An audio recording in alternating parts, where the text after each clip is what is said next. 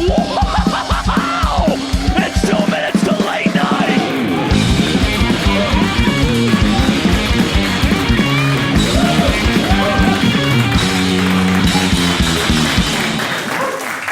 Yes! Yes! Hello. You have to hold that katana for all hour and a half that we're doing this, probably. What katana? Alright, while he's being a pain in the ass, what's up, Graper Melon Slurpees? Welcome to Pod Minutes to Cats Night, the 2 Minutes to Late Night podcast. We're fucking... Alright, we did it! We came to St. Vitus again. It's like a second apartment. You're here with the 2 Minutes to Late Night Writers Room? Oh, I'm Lucy Steiner, and I'm using my beer to cool my crotch. Hi, I'm Jeremy Hammond, and I brought a second beer up because I'm going to run out of the first one. That's sad, because we're over 30 now. All over 30 to me. Thank you so much. Actually, thank you. Really, thank you. The most joyous heckle of all time. Yes. Loved it. Hey, what's up? I'm Drew Kaufman, and you guys aren't allowed to see my legs. Yeah, what the fuck? Not allowed. I'm Katie Rose Leon. I'm turning 30 in August, and I just won a Yu-Gi-Oh! Competition. Oh, yeah! Get away from me. I was knighting you. Also, alright, everybody please give it up for our special guest today, Rob Pasbani from Metalinjection. I like that I don't have to introduce myself. You want to give yourself a short bio? Yeah. Yeah. I'm Rob, and I'm going to try to hold my farts in for this table. Why? There's not a microphone on your ass. You obviously never heard my farts. They project. Mine do not. I'm farting right now. Yeah, and I'm Arsenio Hall, and this is the first time I've ever been on this podcast. No,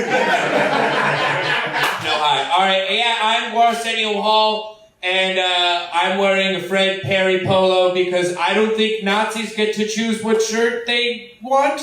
You're damn right they don't. Yeah. Come on, America, we're not giving the we don't just let them have shirts. This is our shirt. We can just say no. We can do that. No Nazis in the audience, right? No. No Proud Boys? That'd be weird. No one laughed at the Nazi flag joke, so I don't know. That joke would have killed in front of Nazis, by the way. What's your excuse? I forgot what album you were supposed to listen to for this one. What was it? I don't think I was supposed to. Mr. Nice Guy. Oh, no, we all listened to Mr. Nice Guy. Did you? No. Sorry. Did anybody listen to Megadeth's No more Lucy Mr. Steiner. Nice Guy except for me? I did. I listen to it every day. It's the best cover in the world. I listen. Yeah, I don't. Have you I heard need an it? assignment to I listen to it. listened to it with you guys a while ago, though. So I do kind of, I know what's up. Okay, what did we all think of Drew's statement that no more Mr. Nice Guy, by Megadeth? Is that the greatest cover of all time? What do we think? No. But I will say, in Drew's defense, that it does sound like what No More Mr. Nice Guy sounds like in my head all the time. Yeah, it just Just sounded... like whiny? Well, whiny, but also, like, fast and fun. Like, I listened to the original version again. That is a boring song. Yeah. And a guy who brings a guillotine on stage and kills himself every night, that's a boring fucking song. For a guy who looks like Kevin Nealon with my mom's makeup, it's a boring song. Y'all, I don't like it when you talk shit about my dad on stage. Alice Cooper or Kevin Nealon? Both my dads. It's 2018, Rob. Sorry, whatever. You know what? Alice Cooper looks like Arsenio Huckabee Sanders.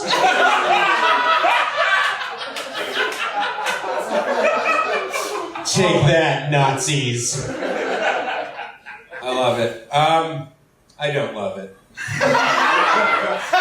I lied. I don't love it. We're here to talk about Lulu. Yes, we're here. You guys, I'm trying to figure out how to properly get into this without screaming. Right? Maybe we should just start by Maybe we should you just do apologizing to us for forcing us to Yeah, listen to I did. And Lulu reads Lulu again. You guys- listening to horror.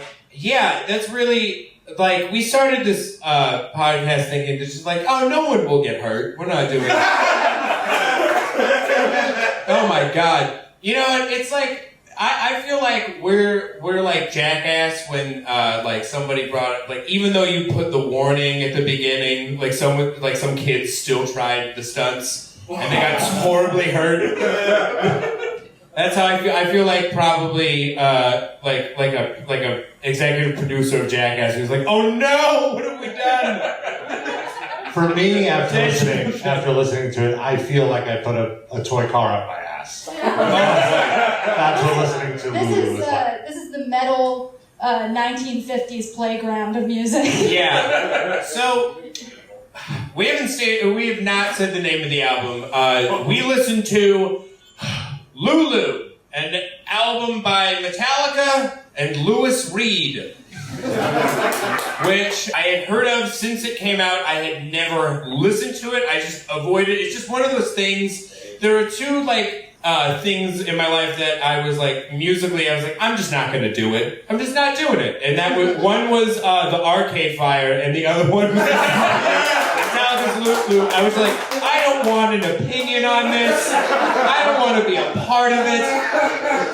That was it. Can I tell you that when we were listening to the album, I had to look up when it came out because I figured it was like 2 years old. And I literally said to myself, oh my God, this album is 8 years old. The same way that I would have said, oh my God, 9/11 was 16 years ago. Time flies. A very similar Changed. tragedy, I would say. Yeah. I was thinking of it more as like a genocide that's been ongoing for 6 years. Well, you know the phrase greater than the sum of their parts. This is a very rare instance of very much less than the sum of their parts, because both individually, Lou Reed and Metallica have created flawless albums. Well, I'm gonna. What? Well, what? we'll get there. Okay. Well, hold on. First, we have to we now have a new segment on the show to start our discussion of the album. We first ask the best part of the podcast, Lucy Steiner. Lucy, how do you think this album happened? Okay. So this is the first album we've listened to where it's so bad that I actually think I may have made it.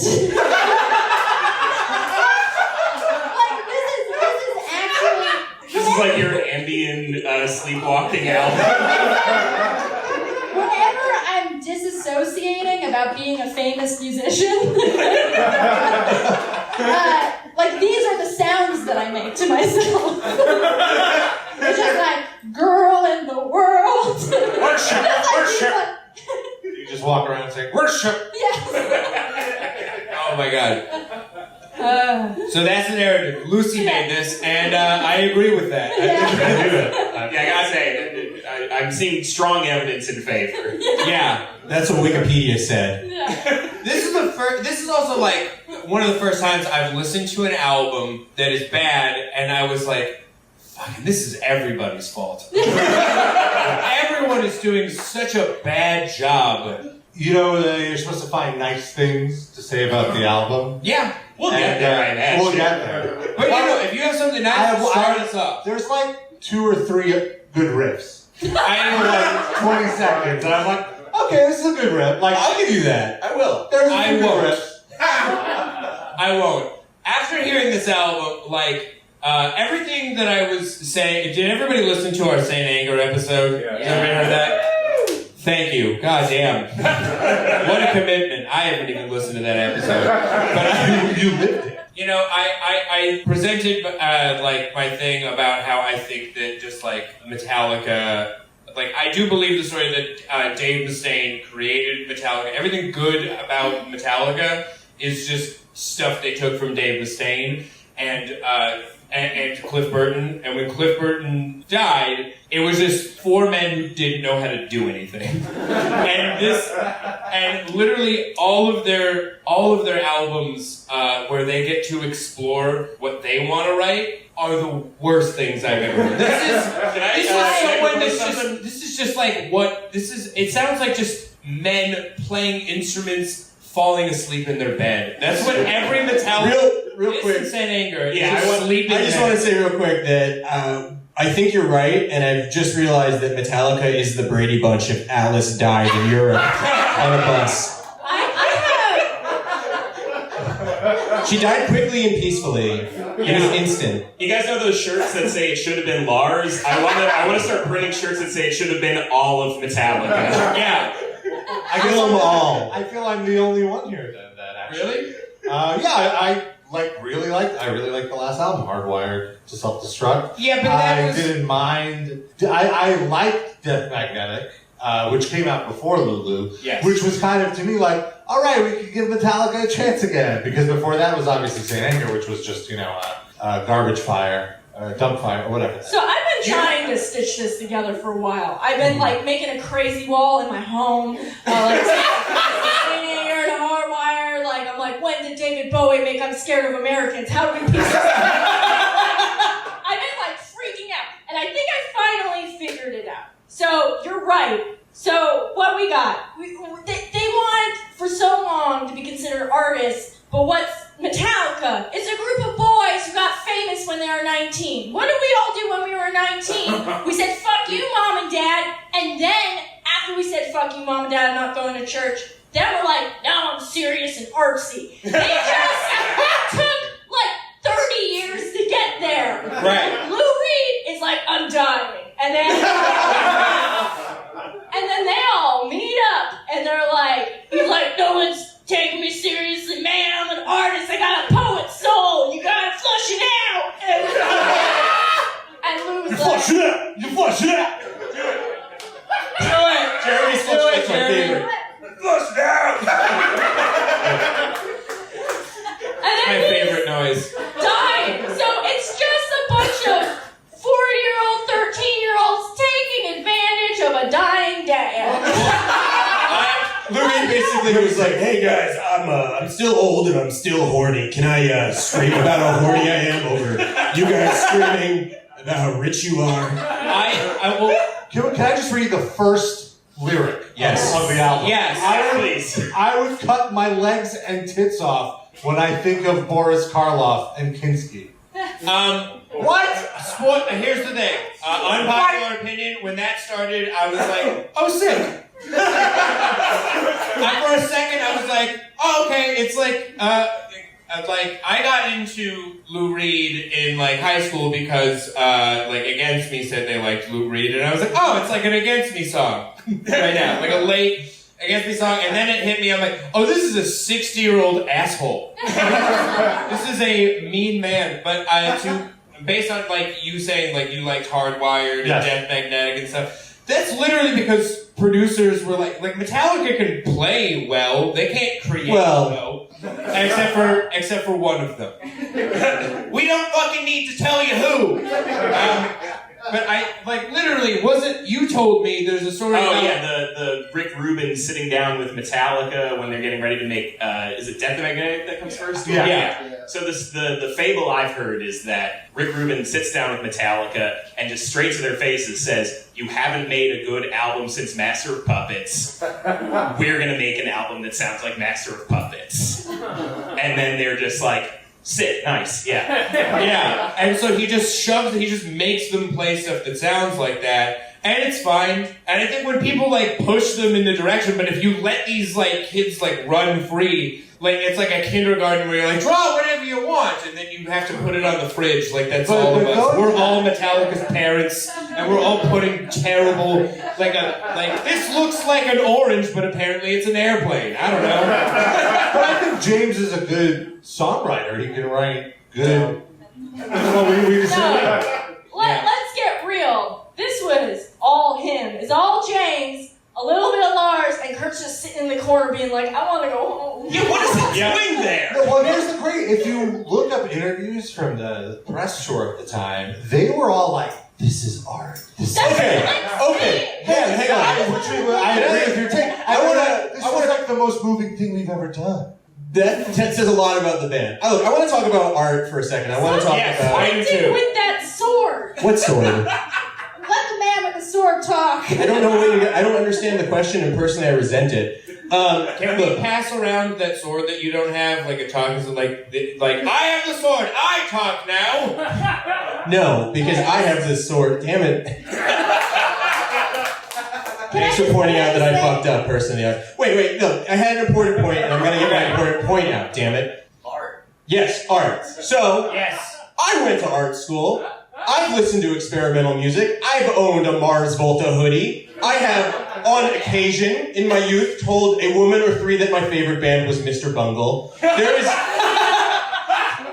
is experimental music, yes, 100%. But experimental music is great if you put some effort into it, and it's not the guy who invented heroin reading his last diary entries over what I can only assume was Lars's son on GarageBand. He doesn't drum on that album at all. If you had like maybe like Zach Hill or some other like, you know, avant-garde drummer, someone who does more than just play funky drummer.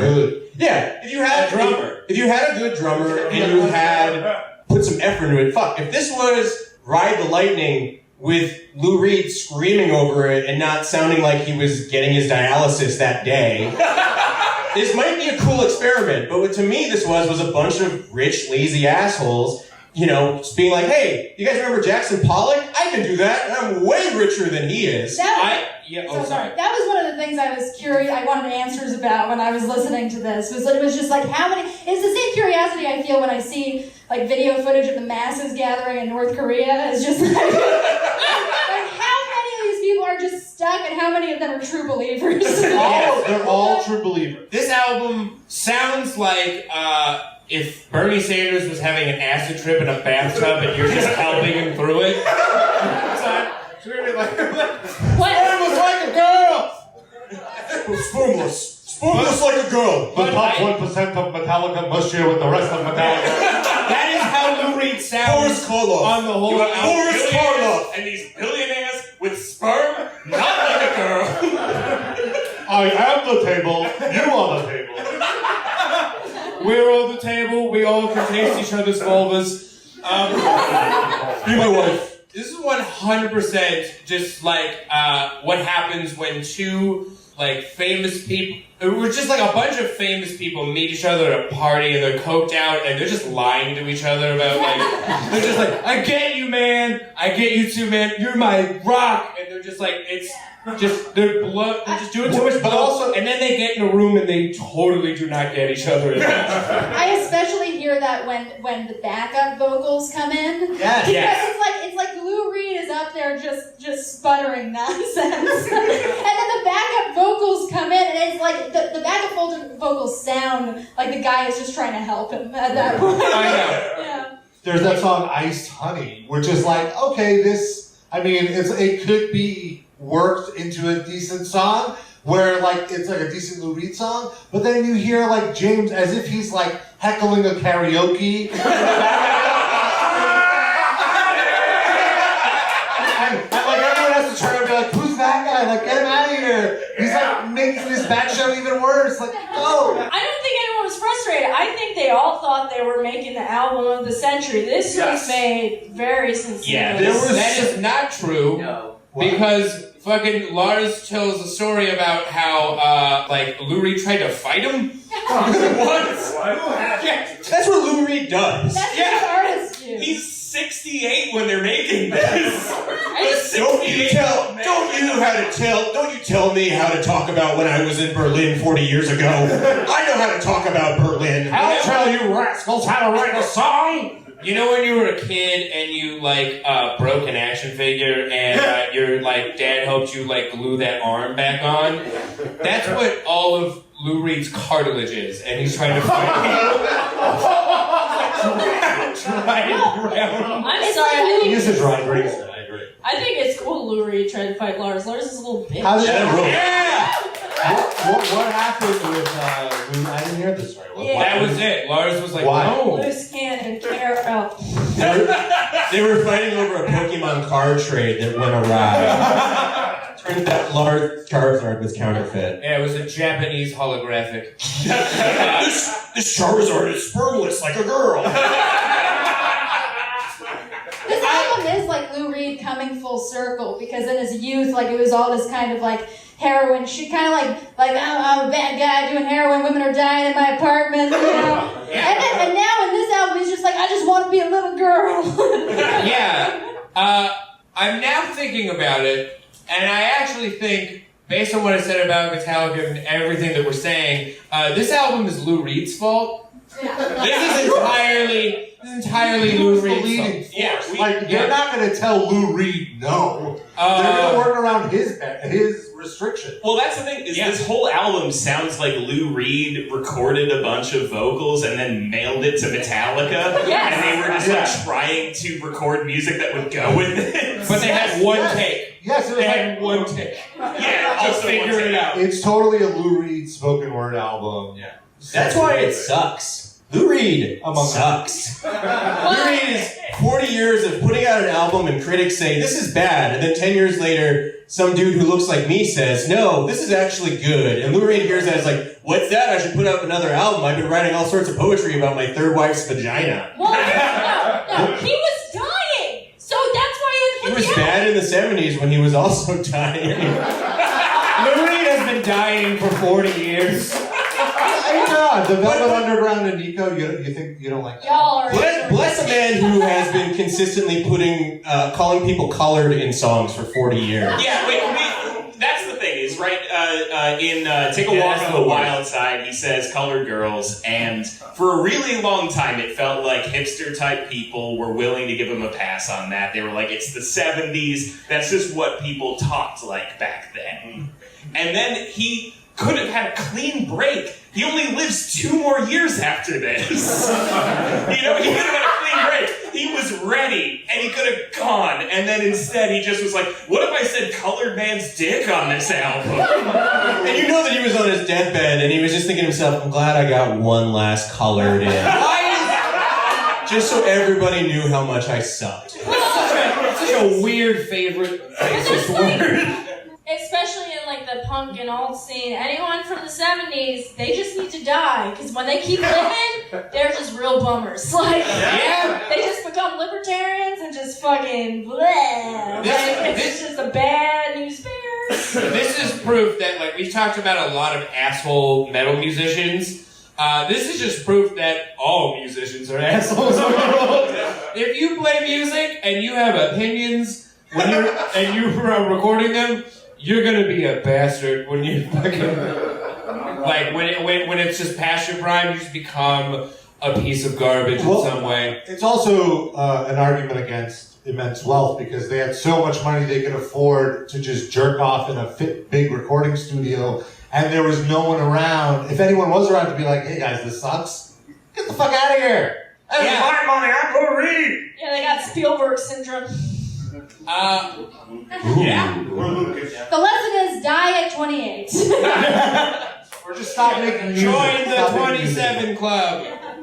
But that lots doesn't of even work, because Sid Vicious died pretty young, right? That would be the model of this, right? Is be there for when your band is big, and then die young, disappear, and then you're cool forever. But then everybody finds out that he's like a closet Nazi and murdered his wife. Yeah, but he All doesn't have to musicians know are that. bad. You know what's weird that I recently found out? I didn't know that Gigi Allen was 38 when he died. You're 38 and your claim to fame is shitting in your hand and rubbing it on yourself. You probably should have died 10 years before that. I had no idea. Oh, there's an age limit on shitting on your hand now?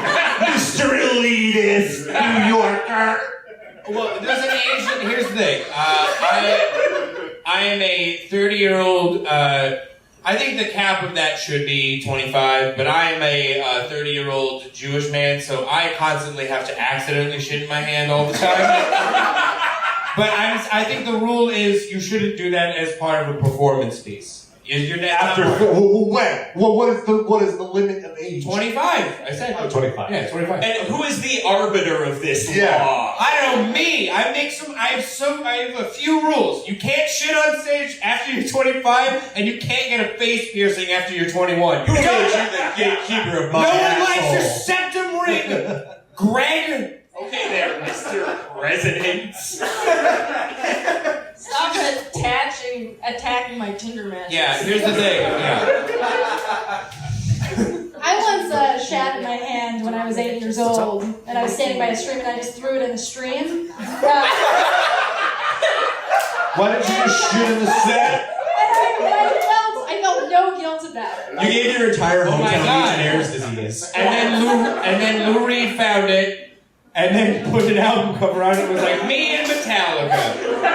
And it's just Best friends forever. Lucy's River Diarrhea. I might just be a Neanderthal who doesn't like art because I feel like No. This album Hold on. sucks. You are art. Hold on. I think this, from what all the bullshit that has been spewed to me about art and art school that I kind of pretended to get a little bit, I think I might have just been pretending to like art forever. I think this might be technically art. I just don't like art. No, it's technically art, but it's bad. Yeah. You're not in the wrong because I love, insane. I love Bob Dylan lyrics, and those often don't make any sense. It's like those are like in Visions of Johanna. There's like a line about like jewels and binoculars hang from the head of the mule. And so I love shit like that, and this is terrible. Yeah, I'm pretentious as shit. I went to real art school. I didn't drop out of film school. I had a roommate who used to make video art, smash glasses around against the wall and shit with her lights out. I mean, objectively saying, that's awful. But you know what's not? I'm a comedian, and know what's the funniest thing in the world? Bad art. It's so hilarious. I wish these people would go on tour as a comedy act. God damn. That's the thing. I didn't think this was that funny. I was really having a hard time, you guys. Yeah, I felt like I was drowning. Can we talk about how long this album was? It's 87 minutes. How the fuck is Junior Dad 20 minutes long? 20 whole minutes, and they never got around to doing the Iron Man riff and doing I am Junior Dad. And that's the song that they're like, oh my God, I cried. I cried when Lou Reed first played this for me. It was so emotional in the studio recording this. Oh my, it was like you're jerking off for 20 minutes on a guitar. Like, calm down. Metallica should go to jail. I say it. They should go to jail. This is also musically the best that Metallica did on the album. And it's because Junior Dad. The Junior Dad riff has like some kind of melody. It sounds like something. Every other riff that they do on this album just doesn't. It's boring, and it doesn't sound like Metallica. I like the riff on The View, the song with I Am the Table, like dun dun dun dun. You know what? That's like a good sludgy riff, I think. I was like, oh, this riff can get stuck in my head, but it wouldn't because it's overshadowed by the most absurd lyrics. Again, going back to the karaoke thing, where it's like, oh, Lou Reed singing, and then like James Hetfield comes in like, I am the Roots. And it's like, what? My wife! I did like the Borat reference. I think it was that was the hardest song to make it through because I really hated the riff. I was like, this is it is a slow. I will concede that the riff is slow. Yeah! It is not a good riff. Everyone was commenting when we posted the Instagram thing. Everyone went like, "I'm the table." I did not know what they were talking about because my brain tried as a defense mechanism built a wall and made me think about anything else. Yeah, I was saying to you earlier this week that like my lizard brain for some reason treats this album as though it's my parents fighting. My brain just immediately goes like, you just want to let this go. It's not going to help. I have a question for all y'all. Did any of you guys listen to this album straight through? Because I could not. Yeah, I did not twice. What is wrong with you, Jeremy? It took 2 times to just get past that feeling. It took 2 times for this to even register as something I could take notes on. I had one thing helping me through this album. Your sword. Yes. I always had that option. No, the one thing that got me through this album was this thought in my head, which is very funny to me and may not be funny to all of you, but I'm going to say it anyways. So in the early 2010s, whatever you call that, I don't know, millennial birthday party. Thank you. The early aughts. I worked at the Apple Store, and I worked at the Apple Store in Chelsea, and apparently Lou Reed lived down the street, and he would come in once a week to get help with his Mac Mini. And it's very funny to watch Lou Reed ask for help with his Mac Mini. I would probably have to paint it for you to truly appreciate how funny it is. But I think that, around the 3rd time that he came in, it was like, yeah, man, I'm not a computer guy, but there's something wrong with this. It's definitely spermless as a girl. I tried pressing it on the content, it didn't.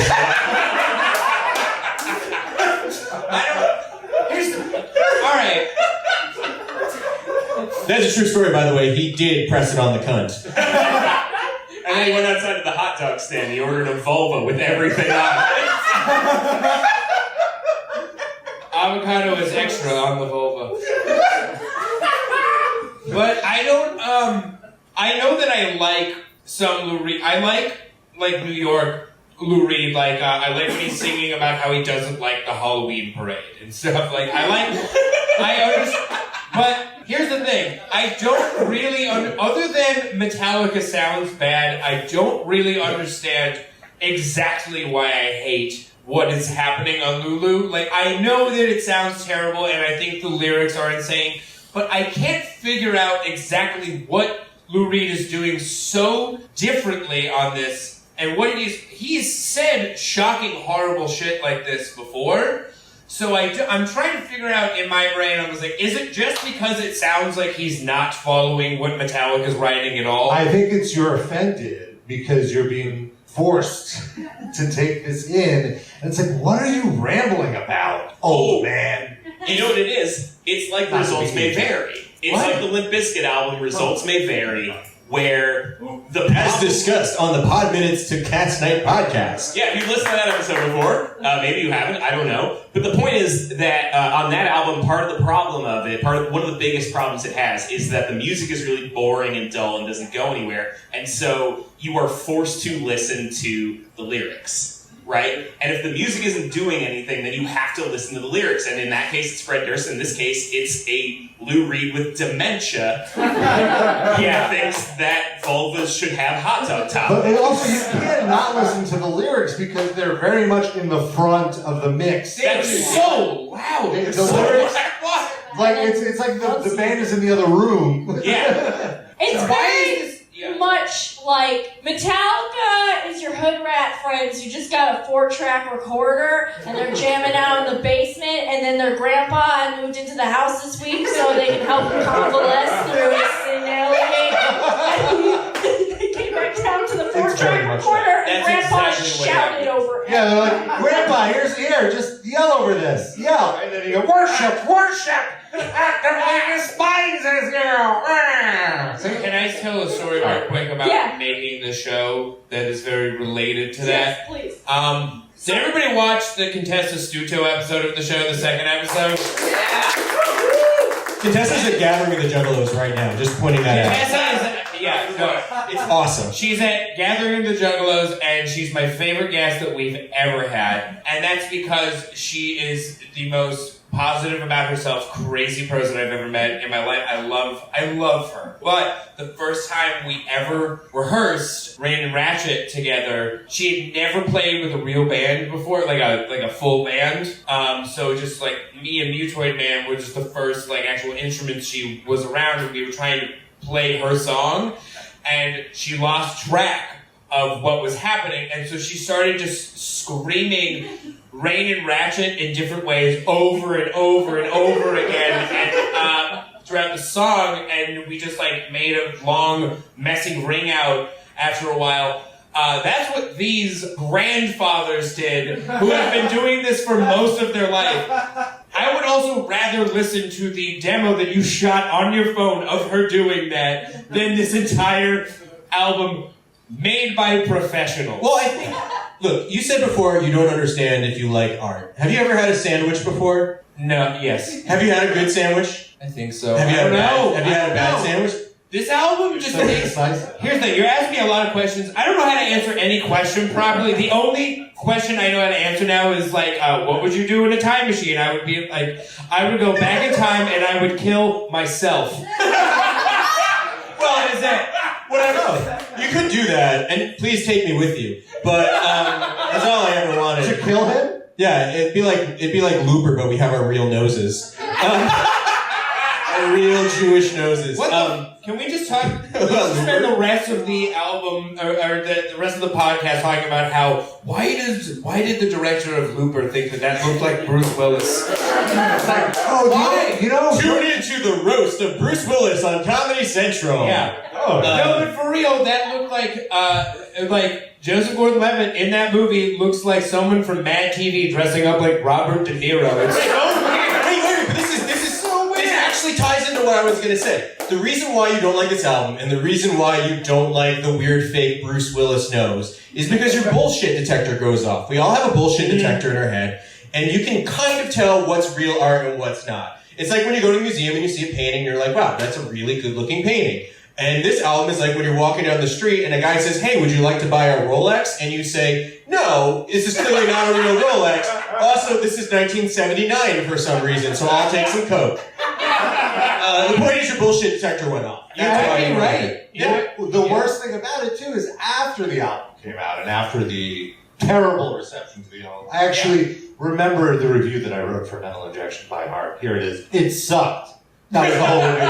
Read it. Link below. And, look for the link in the description. Yeah. But the thing that bothered me is, like, their reaction to the critics was like, oh, everyone's just such an elitist. Everyone, you just have to open their mind. It's kind of like when a conservative has a really racist viewpoint and like, yes, I'm a free thinker. You have to be a free thinker to understand this album. But I feel like I've been told that a lot of times about a lot of music or things that I just didn't really seem to get, and then I think I tricked myself into thinking that I do, and maybe I just don't. Or it's either that, or this is just an elaborate prank from Lou Reed. It's got to be that. Maybe Dave Mustaine paid off Lou Reed to get Metallica to just waste their time. Yes, I love this. Yes, I am all about this theory. And like maybe Dave Mustaine just like he probably has a really good heroin hookup that he doesn't use anymore because he's sober, but the guy obviously still deals because he's such a good heroin dealer. So he just got it to Lou Reed and was like, Lou, I'll give you this for free. Just waste Metallica's time for 6 months and write the objectively worst album you could ever write so that I could finally win this feud.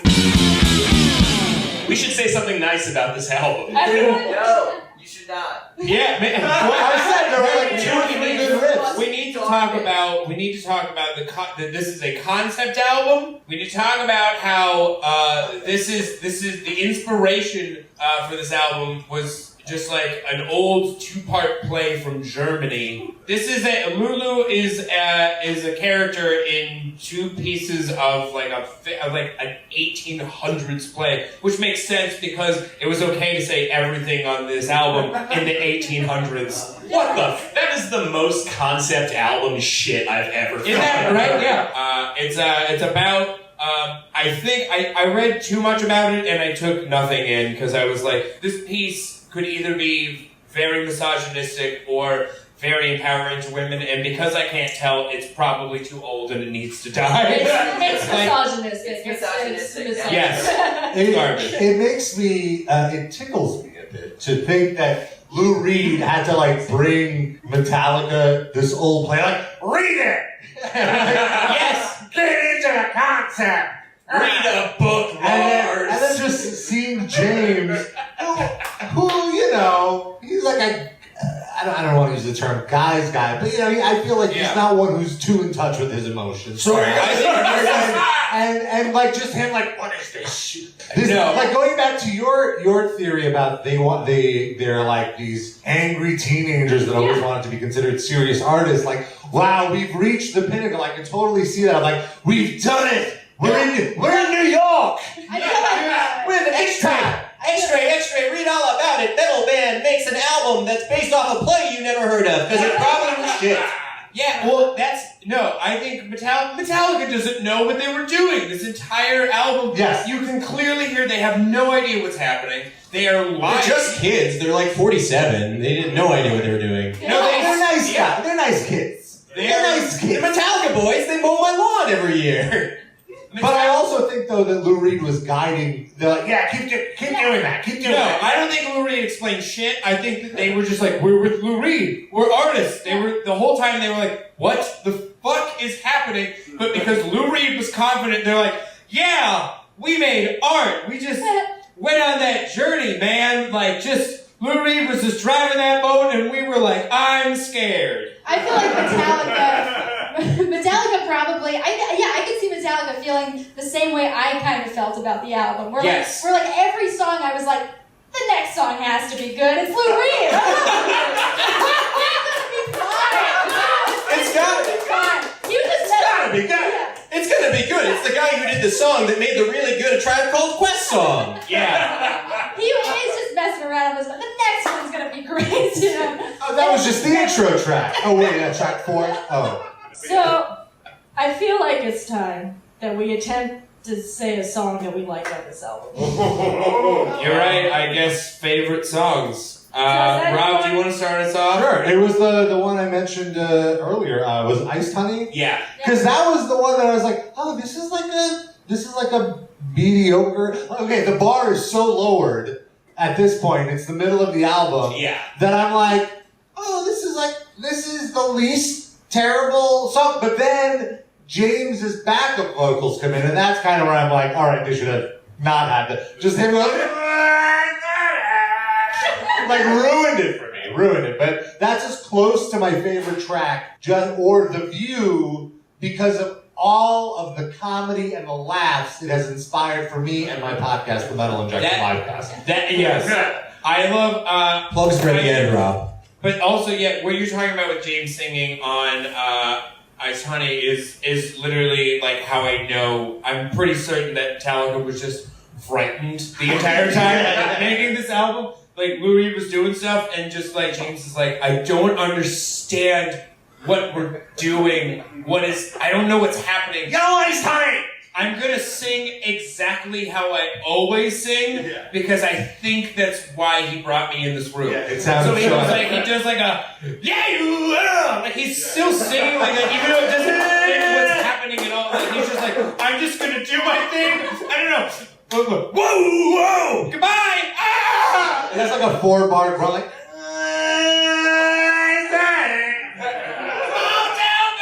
I'm like, That is the only. That is the only thing that he understood that like Lou Reed wrote the entire album. I was like, I know that there is a woman from Minnesota in something we wrote. That is what I understand about this play. Also, it's a German play from the 1800s. Why is he saying small town girl? They're trying to make it culturally relevant. What the fuck? Small town Fräulein.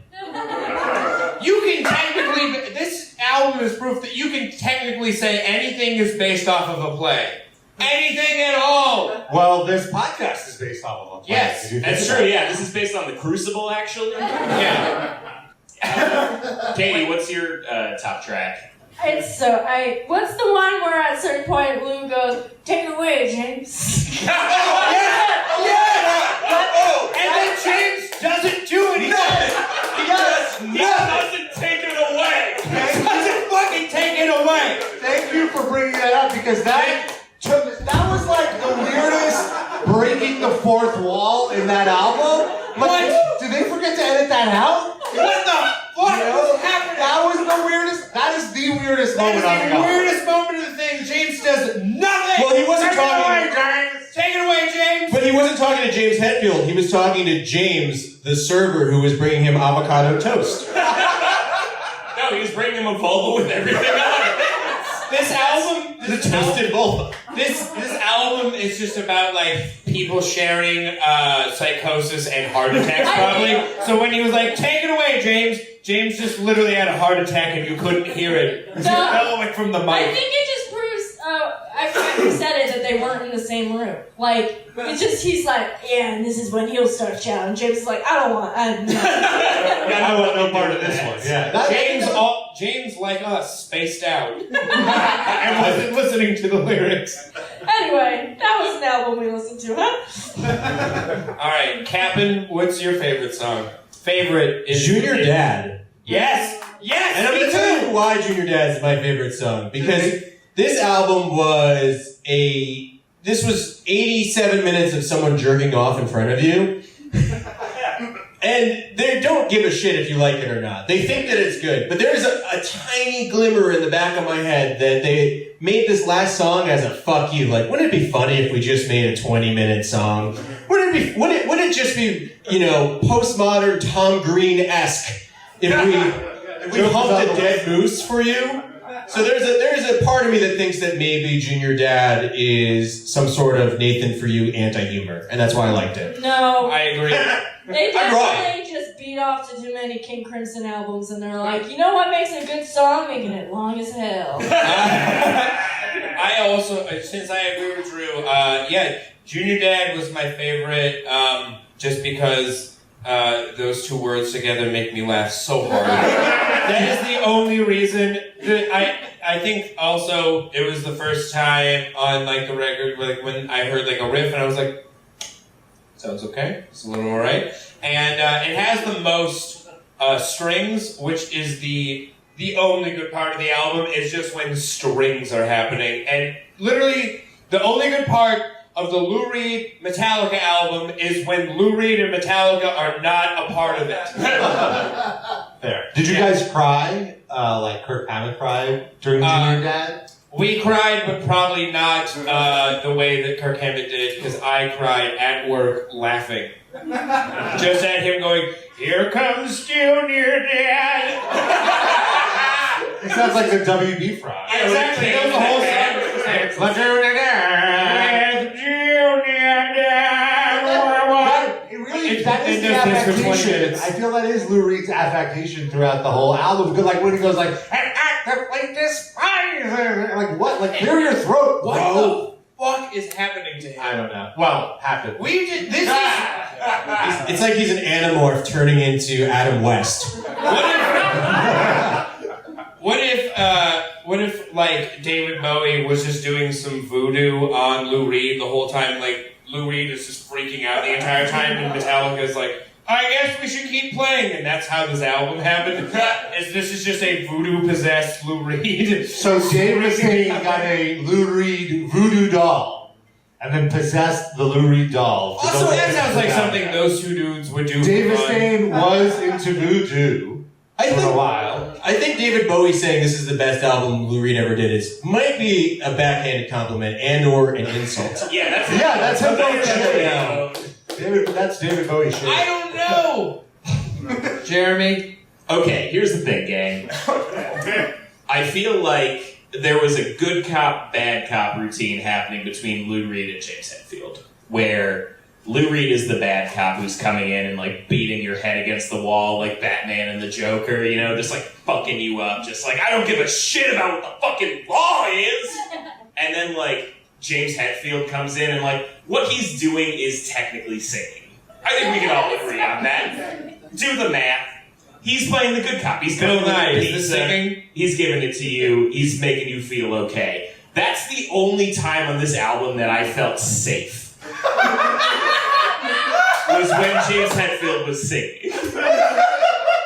So, with that being said, I do not have a favorite track. My favorite track is an amalgamation of all the moments in the album when James Hetfield is singing, because that means that Lou Reed is not singing. Thank you. It's a fair take. Fair take. Yeah, I'm gonna go with Ice Honey. Though I'll give a special shout out to Junior Dad because it's the name of my favorite Adam Sandler movie that hasn't been made yet. Shout out to Junior Dad. Junior Dad, are you here? Is Junior Dad here? Oh, he must have went home. Okay. What if Junior Dad was just a small dad? It's just a really mean name. It's not even a little person. It's not a gnome. It's just a shrunk dad. Just like your father in khakis, balding, just coming up like, what are you guys doing down here? You making some weird poetry? Okay, hell yeah. Junior Dad is and like... Lou is just like, here comes Junior Dad. Junior Dad is like one of those like little like 13-year-old Cockney assholes who got his girlfriend pregnant, and they always post like photos of him on like British tabloids. Am I the only person who knows what I'm talking about? Yes. Where it's just like it's like a 13-year-old boy holding a baby, and he's like, "Oi, it's me son. I have a tattoo of an 8-ball, and I'm in middle school." One person knows what I'm talking about. Thanks, man. All right, yeah, you both have downloaded smut on the What's your name, bud? My name is Tyler. Hey, Tyler. Hi, Tyler. Hey, Tyler. Hi. So my question for you guys is, which aging rocker would you give to the other three big four of thrash? Oh, like another mashup? Yeah. Glam rock dude. And do they have anybody alive or dead? Currently alive. Okay. I'm actually working on an album. I'm producing it. With the big four? Yeah, with the big four. What it is it's Slayer and Bill Haley from Bill Haley and the Comments. And the whole album is 60 minutes of him over and over just saying, "For sale, baby shoes never worn." And that's going to be coming out on Wax Cylinder in the fall. Ask your local Wax Cylinder dealer about the collaboration between Slayer and Bill Haley. Katie? I want Cher to make a Maiden album. Yeah! Oh, God, that's so good. Cher and Iron Maiden? Fuck yes. That was not the question, though. No, that's Asian what rocker. You color outside the lines. Wait, is Iron Maiden technically not Big Four? No, I know. Big Four's Or is Cher an Metallica, aging rocker? Metallica, Megadeth. Cher in the 90s rocked pretty hard. Yeah. She wore a pleather bikini on a boat. I'm going to defend Katie because you asked us about the big four, and one of them did this album, so there's only 3 left. Yeah. So I think the 6 of us need Iron to move. Maiden is their tag team member. They can come in. Go for it. I would want Megadeth to collaborate with Lady Gaga because I feel it would be very uncomfortable for Dave. Also Mustaine. not an aging rocker. An aging rocker. Sorry. Aging rock. Did Metallica and Lady Gaga also do something? Yes, they did. It was Awesome. They performed It was good. I liked it. I watched the rehearsal footage. It was pretty good. The rehearsal's awesome. When the instruments were on. Yeah. Well, the mic wasn't on. Okay, Lucy. I don't know what the big four is, but my answer is Bob Seger. Yes. Yeah. 100%. Oh, sorry, is it my turn? Yeah. Oh, hi everybody. Okay, Get ready for a real pain in the ass answer. aging rocker, Dave Mustaine. Big Four band, Metallica. Wow. I fixed this whole mess. Fixed the whole goddamn thing. I don't know. Have you heard what Dave Mustaine's been putting out lately? If you had said Dave Mustaine and Megadeth, you would have actually been my hero. I really thought that's where you were going. Hear me out. My answer is Megadeth and Michael McDonald. I don't know, but I think those Casey riffs and just like a would be amazing.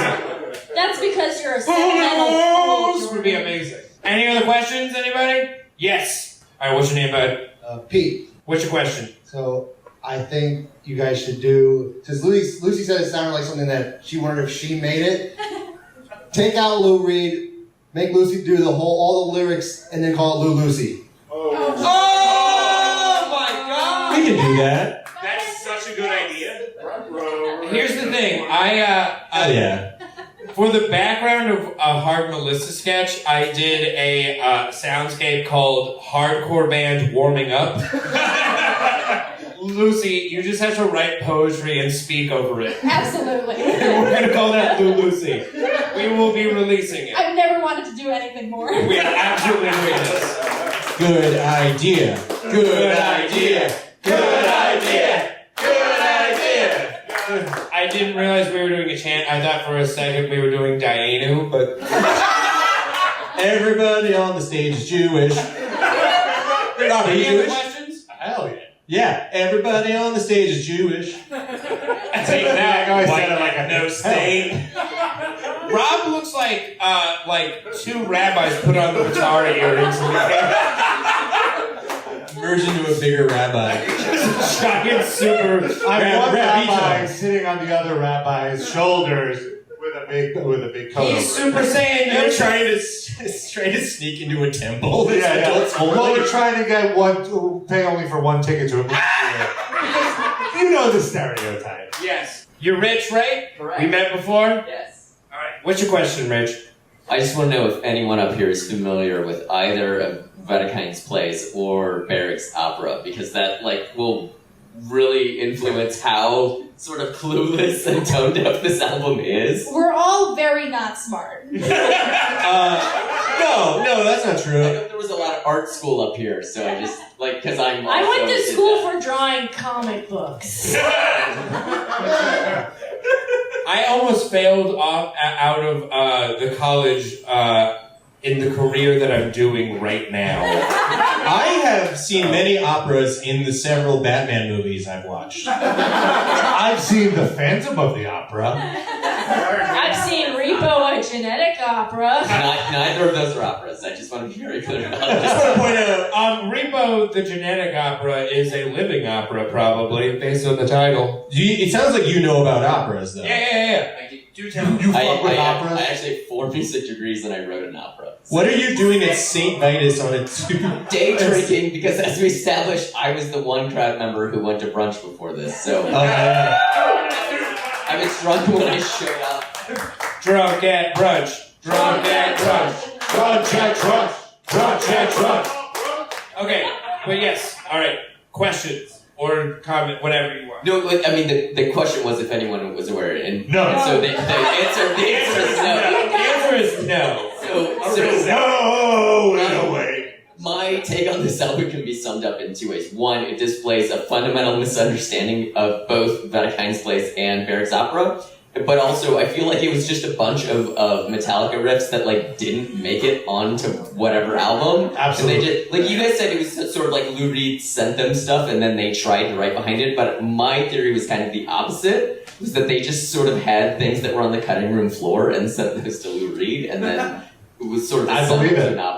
Here's another theory that didn't make it into the conversation before, but the riffs on this, they remind me so much of has anybody ever been in a band and then you're not in a band anymore, but you have friends who were in bands, and the bunch of you get together and you're like, let's just for fun jam together, and you get together in a practice space together and you're all gonna jam together, but then you smoke a bowl before you go in and you're all just slightly just a little bit too high, and so you start playing on a riff together and you go through the riff and you're like, this riff sounds okay, and then one of you's like, I don't know what the next riff is, and then the next one of you is like, I don't either, and then you just play the same riff forever. That's what this album is. That's what it is. That's this plus a senile old man who did a ton of heroin in the 60s is just there, just saying stuff for fun. You ever get so high that you and your friends adapt an opera into an 87-minute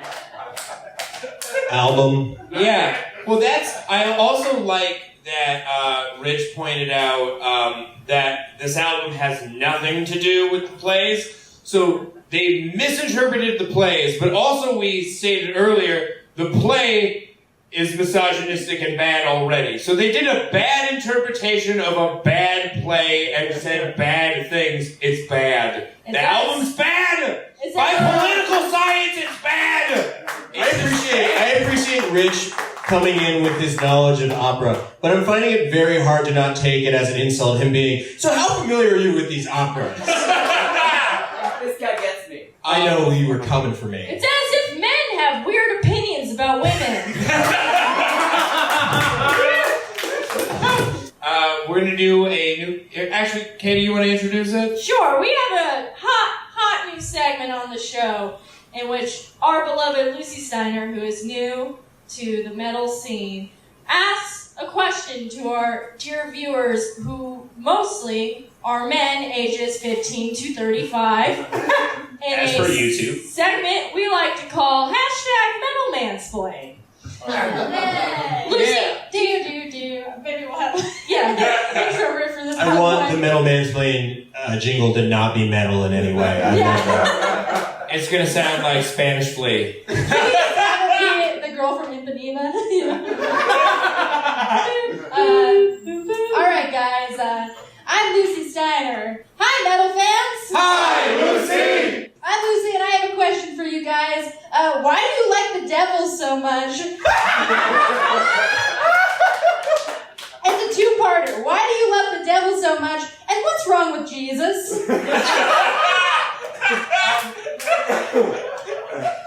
Right into the Twitter, #Metal Mansplain. Lucy, I'm literally wearing a gay Church of Satan t-shirt. And we're all Jewish. Alright, Rob, give us your plugs. My website is Metalinjection, metalinjection.net. I do a weekly podcast. I should have paused for applause, but I do a weekly podcast, Metalinjection Livecast. We make some jokes. We laugh a lot about Lou Reed and Metallica on the podcast, so Great. you can check that out, metalinjection.net/livecast. Okay.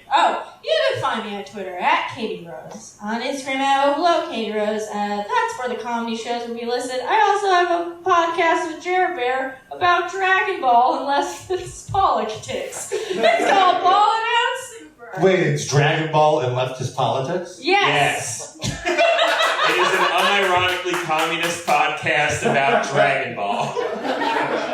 Wonderful. Who could that not be for? Falling out Sanders.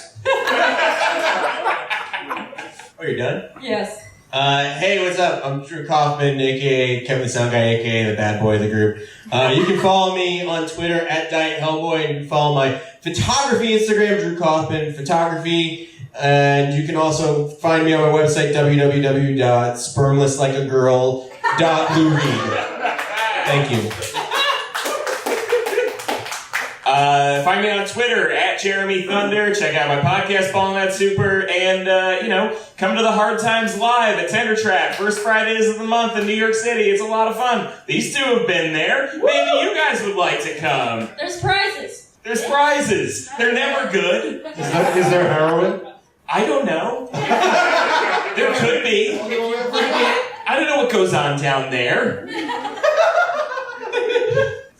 And you can follow me on Twitter @TheSteinbag, and you can also find me. It's funny every time. Every time the Steinbag is the funniest. So you can follow me there, and you can see me goofing around with these crazy dweebs. And I'm also going to be at Bar 2A doing stand-up on Lap Dance Saloon on Monday. Yeah. Yay. When is this going up? Is this going up after Monday? So that would totally... Oh, You can plug. It's never mind, I'm never doing stand-up again. I'm sorry. Alright, and you can follow me on Twitter @Mr. Jordan Olds. I don't know who that is, but that's a Twitter that I'm on. And also please follow a dog that I know @GreatHambino on Instagram. It's a weird dog, it looks like a pig in a bag. It's pretty cool. Alright, now go get drunk with us, you gay demons. Bye!